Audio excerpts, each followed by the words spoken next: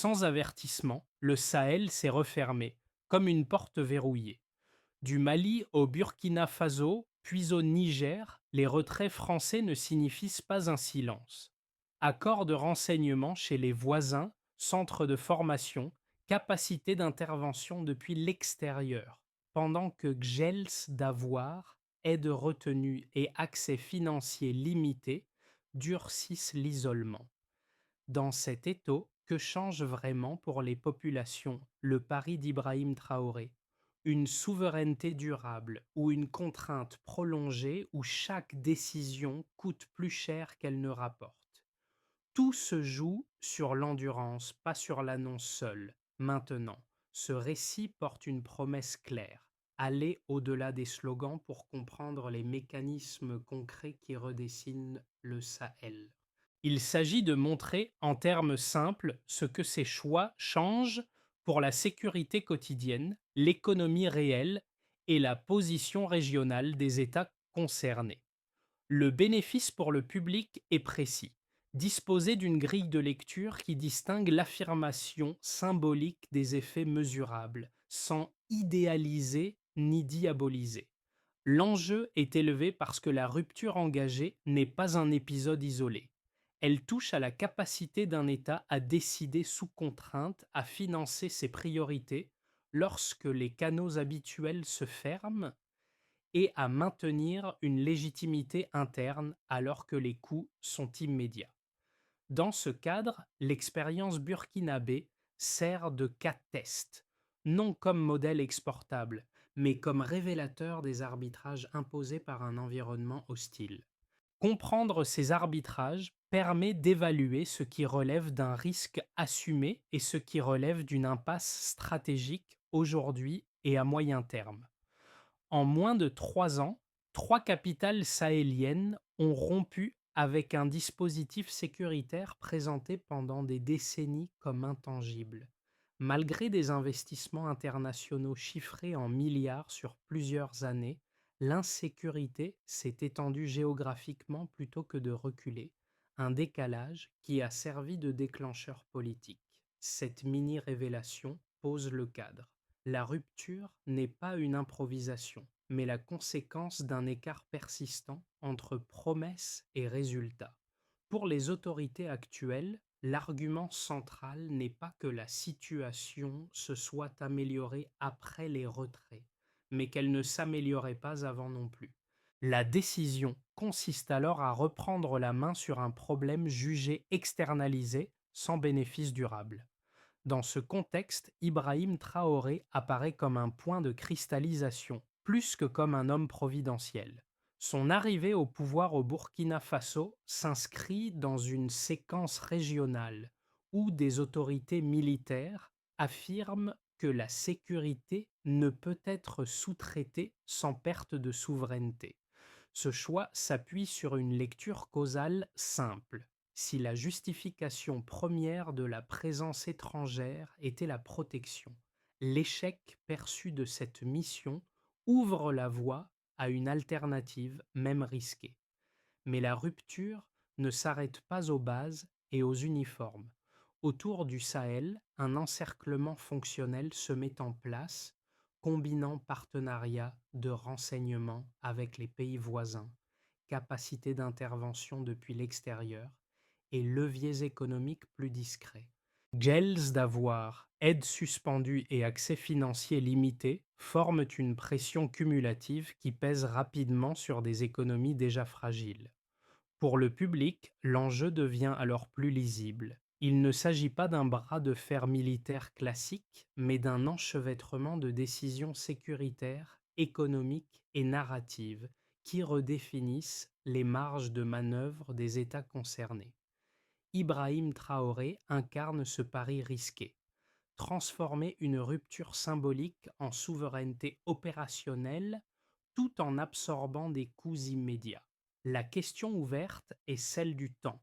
Combien de pression un tel modèle peut-il supporter avant que ses effets ne deviennent visibles, positifs ou négatifs dans la vie quotidienne? Sur le terrain, la reconfiguration géopolitique se traduit par des effets rapides, perceptibles bien avant les bilans d'experts. Au Burkina Faso, les premières décisions touchent la sécurité quotidienne, réorganisation des forces armées, intensification du recrutement et mise en avant d'une logique de défense nationale plutôt que de dépendance à des opérations étrangères. Ces signaux dernières sont interprétés par une partie de la population comme une reprise de contrôle, même si les résultats restent inégaux et fragiles selon les zones. Un premier exemple concret illustre cette dynamique. Dans certaines régions, l'État affiche une présence plus visible à travers des patrouilles locales et des campagnes de mobilisation, renforçant le sentiment que la décision sécuritaire est désormais assumée en interne. Ce changement ne signifie pas une amélioration immédiate de la situation, mais il modifie la perception du rôle de l'autorité publique, désormais tenue pour directement responsable des résultats. Un deuxième exemple concret concerne l'économie des ressources. L'annonce de révision de contrats miniers et le contrôle accru de l'or artisanal visent à montrer que la rupture ne concerne pas seulement les uniformes, mais aussi la circulation de la richesse. Ces gestes restent limités dans leur portée matérielle, mais leur valeur symbolique est forte. L'État affirme son intention de peser davantage sur des secteurs longtemps dominés par des intermédiaires étrangers.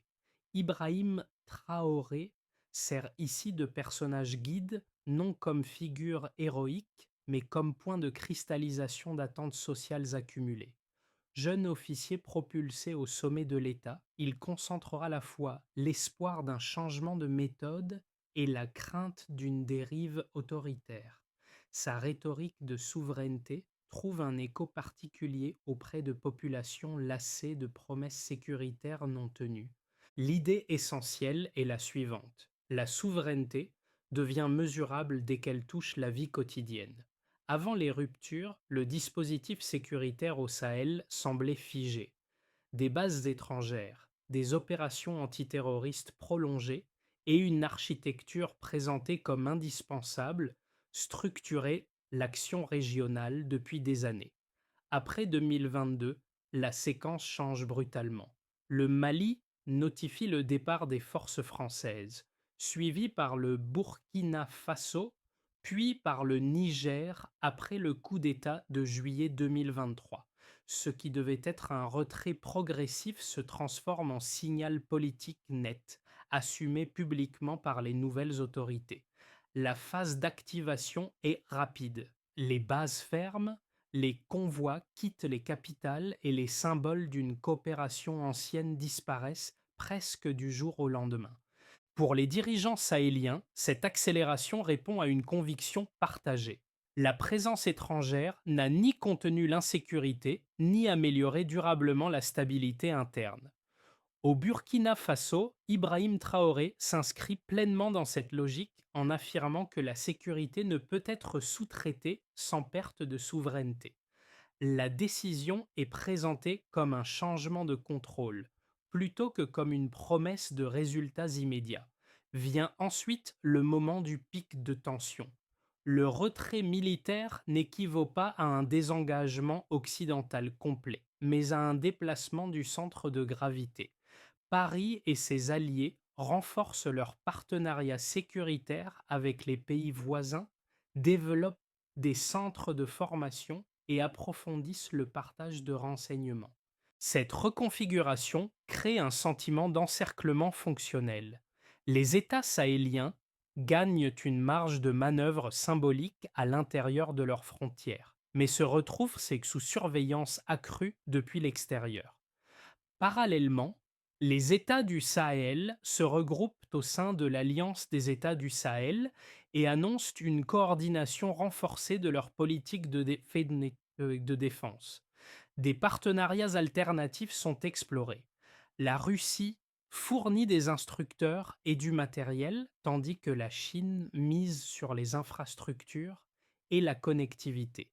Pour Ibrahim Traoré, ce repositionnement vise à démontrer qu'il existe des options en dehors du cadre occidental traditionnel, même si ces choix suscitent une méfiance accrue sur la scène internationale. La phase de résonance se manifeste rapidement par des effets économiques et diplomatiques. Des avoirs sont gelés, certaines aides suspendues et l'accès aux mécanismes financiers internationaux devient plus incertain.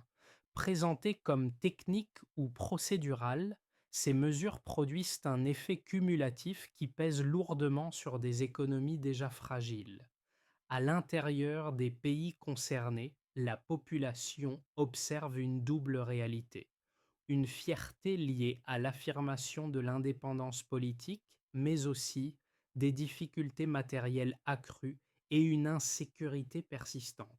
C'est dans cet enchaînement, activation, tension, puis résonance, que se joue l'expérience actuelle. Ibrahim Traoré et ses homologues doivent composer avec une équation instable où chaque décision est perçue à la fois comme un acte de résistance et comme un risque supplémentaire. La rupture apparaît alors moins comme un événement ponctuel que comme une trajectoire faite de choix successifs dont les effets se déploient dans le temps sous pression constante. Avant les ruptures, le modèle sécuritaire reposait sur une équation largement admise: une présence militaire étrangère durable, des flux financiers importants et la promesse d'une stabilisation progressive. Après les retraits, l'écart devient le cœur de l'argumentation. En comparaison, malgré des moyens considérables engagés sur plusieurs décennies, la violence ne recule pas de façon durable, ce qui alimente la décision de reprendre le contrôle, même sans garantie immédiate. Cette comparaison avant à après ne prétend pas démontrer un succès rapide, mais établir un diagnostic: l'ancien système n'atteignait pas ses propres objectifs affichés. Un premier indicateur concerne la sécurité territoriale. Avant, les opérations internationales visaient une réduction mesurable des attaques et une stabilisation des zones les plus exposées. Après, les autorités reconnaissent que les violences n'ont pas disparu, mais soulignent que la tendance n'était pas meilleure sous le dispositif précédent. L'écart mesuré n'est donc pas une amélioration nette, mais l'absence de dégradation imputable au seul retrait. En résumé, changer de contrôle sans perdre davantage. Un deuxième indicateur porte sur l'économie des ressources. Dans le modèle antérieur, l'extraction de l'or et de l'uranium s'effectuait à grande échelle, tandis que les pays concernés restaient donc parmi les plus pauvres. Après les ruptures, l'objectif affiché n'est pas d'augmenter brutalement les volumes, mais de modifier la répartition de la valeur. La régulation accrue de l'or artisanal et la révision de certains contrats visent à rendre visible une part plus importante captée par l'État. En résumé, déplacer la valeur, pas encore l'amplifier. Un troisième indicateur touche aux alliances. Avant 2020, la dépendance sécuritaire reposait presque exclusivement sur des partenaires occidentaux. Après les ruptures successives, cette dépendance unique est remplacée par une diversification: formation et équipement via la Russie, infrastructure et connectivité via la Chine.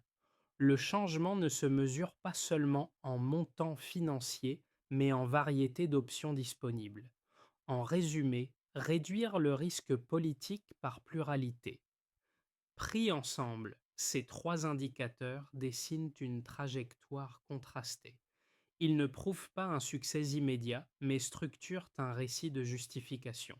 Pour Ibrahim Traoré, l'enjeu n'est pas de présenter des chiffres flatteurs à court terme, mais de montrer que les paramètres de décision ont changé. La souveraineté est évaluée comme une capacité à décider, même lorsque les coûts initiaux sont élevés et les bénéfices différés. Cette lecture explique la cohérence interne du discours officiel. Les données restent incomplètes et parfois indirectes, mais elles servent moins à prouver une amélioration qu'à légitimer un changement de cap. Le message est constant: accepter une turbulence mesurable aujourd'hui plutôt que prolonger un modèle jugé inefficace hier. La question qui demeure est celle de la durée. Combien de temps ces écarts peuvent-ils être supportés avant que des résultats tangibles ne deviennent indispensables pour maintenir l'adhésion? Les critiques de la trajectoire sahélienne avancent d'abord un argument sécuritaire direct. Selon eux, rompre avec des partenaires militaires expérimentés affaiblit immédiatement la capacité de lutte contre les groupes armés. Dans une région aux frontières poreuses et aux menaces transnationales, le départ de contingents dotés de moyens logistiques et de renseignements crée un vide opérationnel difficile à combler rapidement. Cette lecture estime que la souveraineté proclamée risque de se payer par une insécurité accrue pour les populations les plus exposées. Un second argument économique et institutionnel complète cette critique. L'isolement diplomatique, la suspension de certaines aides et la méfiance des investisseurs sont présentés comme des coûts immédiats qui fragilisent des États déjà vulnérables. La diversification des partenariats vers la Russie ou la Chine n'offrirait, selon ces observateurs, aucune garantie de transparence ni de développement durable. Elle pourrait simplement remplacer une dépendance par une autre, tout en réduisant les marges de négociation à long terme. À cela s'ajoute la crainte d'un durcissement autoritaire où la rhétorique de la souveraineté masquerait des difficultés internes non résolues. Ces objections sont prises au sérieux par les autorités sahéliennes, mais leur réponse repose sur une contre-lecture cohérente. Sur le plan sécuritaire, elles rappellent que la présence étrangère n'a pas empêché l'expansion des violences malgré des années d'opérations et de ressources engagées. Le changement n'est donc pas présenté comme une dégradation volontaire, mais comme une tentative de sortir d'un modèle jugé inefficace selon ses propres critères. Reprendre le contrôle signifie assumer le risque, mais aussi la responsabilité directe des résultats, ce qui modifie les incitations politiques internes. Sur le plan économique, la réponse n'affirme pas que les nouveaux partenaires sont idéaux. Elle soutient plutôt que la pluralité d'options élargit le champ des possibles. Pour Ibrahim Traoré, l'enjeu central devient la capacité de négocier. Tant que les choix étaient limités, les termes restaient imposés. La diversification, même imparfaite, introduit une forme de concurrence entre modèles et redonne un levier aux États concernés. Cette logique n'annule pas les dangers soulignés par les critiques, mais elle explique pourquoi les autorités préfèrent un risque assumé à une dépendance prolongée, jugée politiquement et stratégiquement plus coûteuse à long terme. À ce stade, la tension sahélienne ne se limite plus aux bases militaires, aux troupes ou aux alliances visibles. Le cœur du dispositif se déplace vers des leviers plus diffus, mais tout aussi contraignants. Sanctions envisagées, avoirs gelés et accès restreint aux mécanismes financiers internationaux fonctionnent comme une extension silencieuse du rapport de force. Cette pression limite la capacité des États à financer leurs priorités et teste leur endurance politique sur la durée. Pour Ibrahim Traoré, ce déplacement du conflit redéfinit le sens même de la souveraineté. Il ne s'agit plus seulement de décider qui opère sur le territoire national, mais de savoir qui contrôle l'accès aux ressources, au crédit et à la légitimité internationale. La bataille se joue alors autant dans les ministères des Finances et les chancelleries que sur le terrain sécuritaire. Cette superposition explique pourquoi la rupture avec l'ordre ancien n'apporte ni apaisement rapide ni gains visibles immédiats. Ce milieu de parcours révèle une contrainte structurelle souvent sous-estimée. Les États du Sahel peuvent expulser des forces étrangères, mais ils ne peuvent empêcher ces mêmes acteurs d'agir depuis l'extérieur de leurs frontières. La souveraineté devient ainsi une capacité à tenir dans le temps sous contrainte constante. Le pari devient clair: transformer la pression économique et diplomatique en moteur de cohésion interne ou voir l'accumulation des coûts éroder progressivement la marge de manœuvre politique. Pour les États, l'affirmation de souveraineté se traduit d'abord par une reprise de l'initiative politique. Les autorités peuvent définir leurs priorités sécuritaires, renégocier certaines règles et assumer directement la responsabilité des résultats. Cette autonomie accrue renforce la légitimité interne de dirigeants comme Ibrahim Traoré, perçu comme celui qui accepte le coup politique de décisions impopulaires à court terme. En contrepartie, la charge budgétaire augmente. Financer la sécurité, compenser des aides suspendues et gérer des relations diplomatiques tendues exigent des arbitrages plus douloureux, avec une marge de manœuvre financière réduite. Pour les entreprises, le paysage devient plus incertain. Les révisions de contrats miniers, la surveillance accrue de l'or artisanal et les discours sur la captation nationale de la valeur modifient les règles du jeu. Certaines sociétés perçoivent un risque juridique et financier accru, surtout en l'absence de visibilité sur la durée. D'autres y voient une opportunité de renégociation dans un cadre plus clair, à condition que l'État stabilise ses règles. À court terme, l'investissement tend à ralentir. À moyen terme, la diversification des partenaires pourrait ouvrir de nouveaux circuits économiques moins dépendants d'un seul pôle d'influence. Du côté des populations, l'impact est ambivalent. Une fierté liée à l'affirmation politique est réelle, nourrie par un discours valorisant l'autonomie et la dignité nationale. Cette dimension symbolique est particulièrement forte dans les centres urbains et parmi les jeunes. Mais elle coexiste avec des réalités plus dures: inflation, accès restreint à certains financements internationaux et persistance de l'insécurité dans plusieurs zones rurales. Pour beaucoup, la souveraineté se vit comme une promesse encore inachevée, dont les bénéfices sont différés alors que les coûts sont immédiats et tangibles. À l'échelle de la région, les voisins observent avec attention.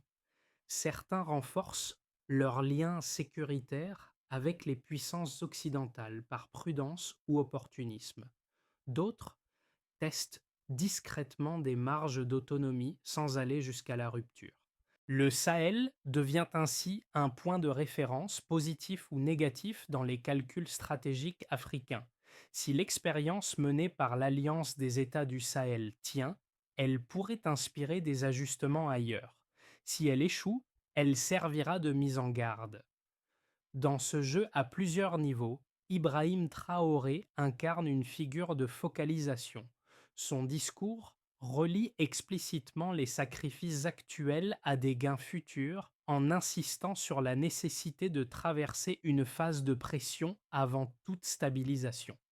Les conséquences observées ne sont ni uniformes ni définitives. Elle dessine un paysage en transition, où chaque acteur réévalue ses intérêts face à un Sahel qui n'accepte plus d'être un simple espace d'influence. Un scénario central reposerait sur une stabilisation sous tension. Les États du Sahel maintiennent leur ligne politique, coordonnent davantage leurs dispositifs de sécurité et absorbent progressivement les effets des pressions économiques. Les partenariats alternatifs assurent une continuité minimale sans transformation spectaculaire. La croissance reste contrainte, l'insécurité persiste par poche, mais l'appareil d'État t'en est.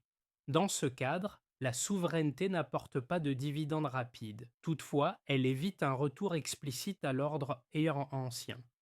Le pari est celui de l'endurance. Tenir assez longtemps pour normaliser une situation devenue la nouvelle référence, même si le coût politique demeure élevé. Dans une version plus optimiste, on verrait une convergence de facteurs favorables. La coordination régionale s'améliore et la circulation intra-sahélienne gagne en fluidité.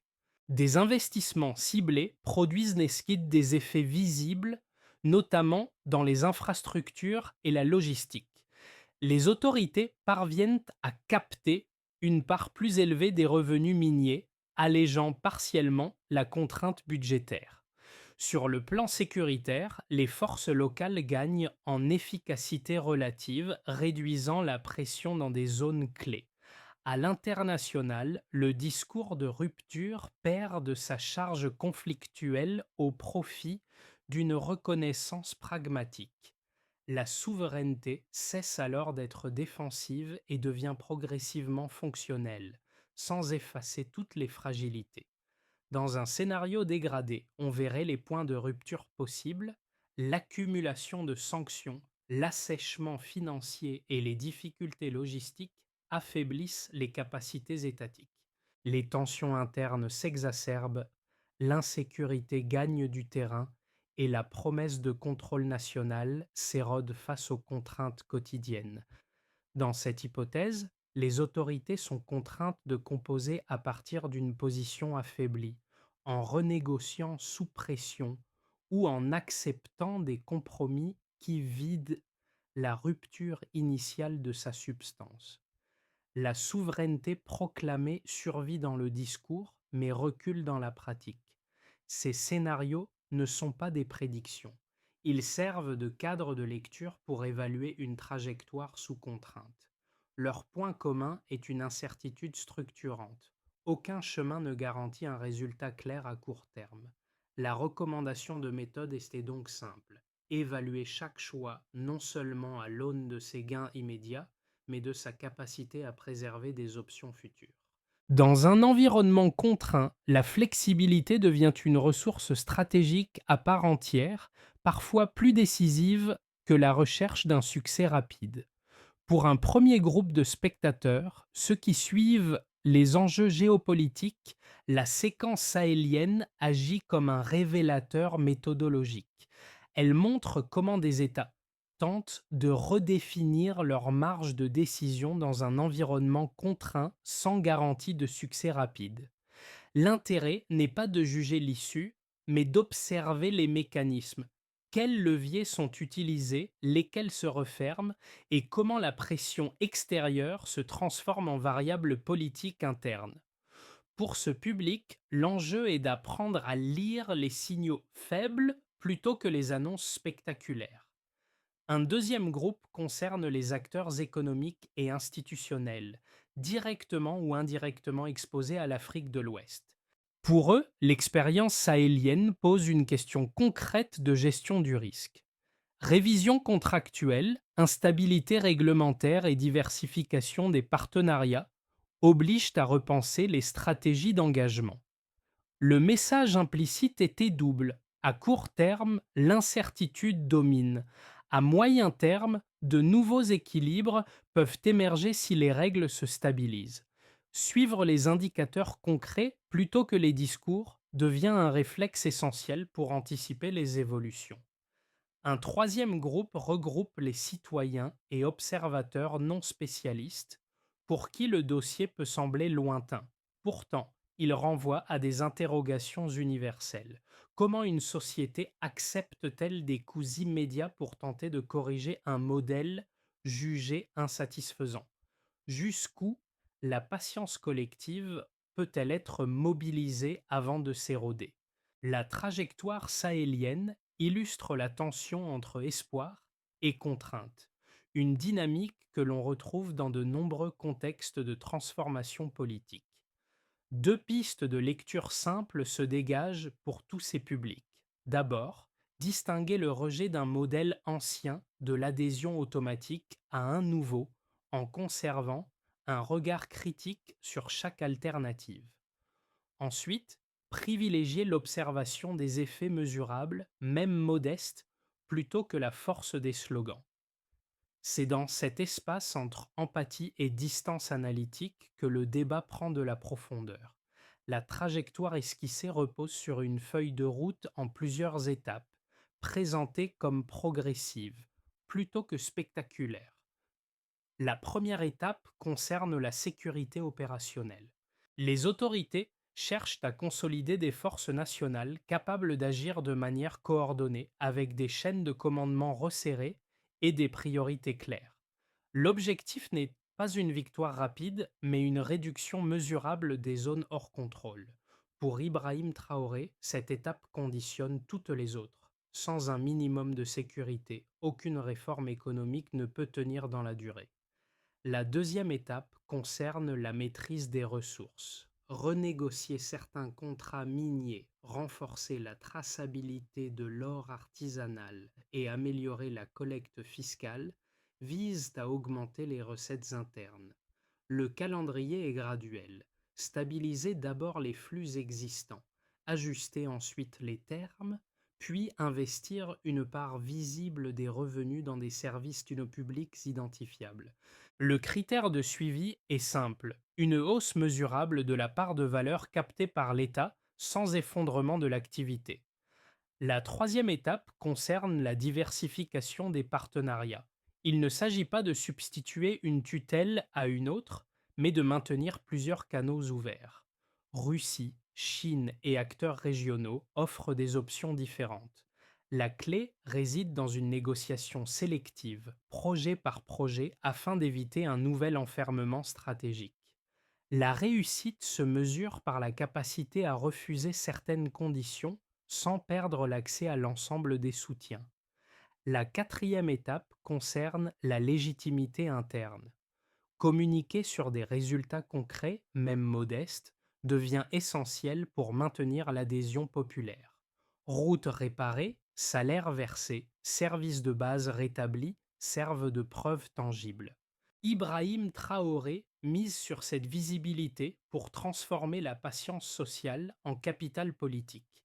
Cette feuille de route ne garantit pas le succès, mais elle définit un chemin mesurable où chaque étape peut être évaluée, ajustée ou corrigée avant que les coûts cumulés ne deviennent irréversibles.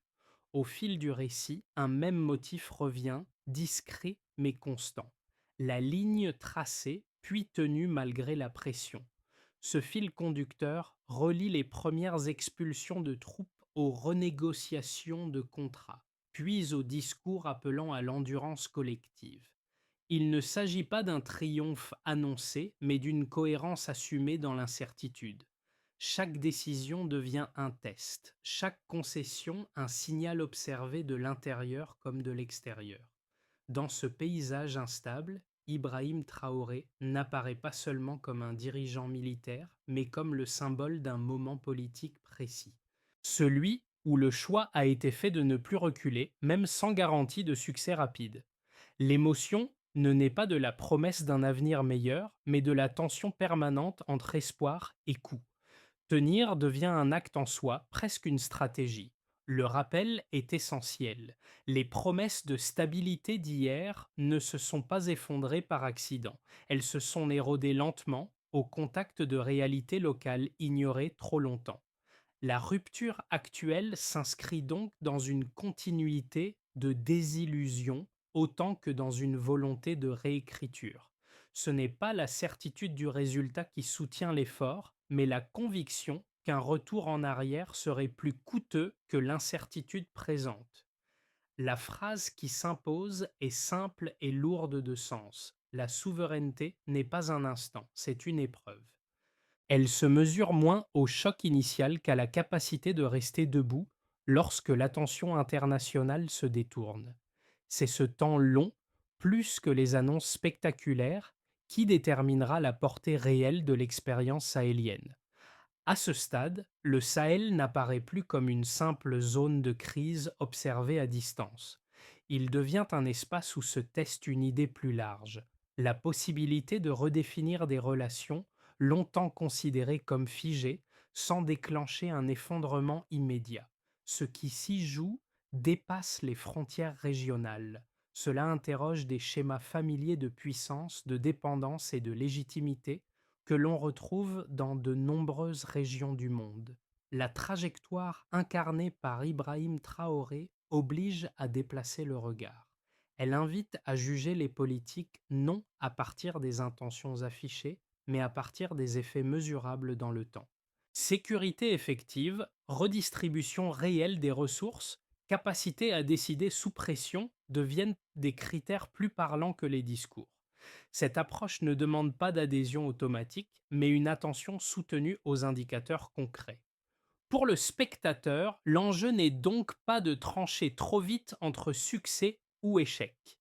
Il est d'observer comment se construisent pas à pas des trajectoires politiques sous contrainte. Quels signaux compteront vraiment demain? La stabilisation progressive, l'amélioration tangible du quotidien ou la préservation de marges de décision face aux pressions extérieures? La suite reste ouverte. Elle dépendra moins de gestes spectaculaires que de choix cumulés, souvent discrets mais cohérents.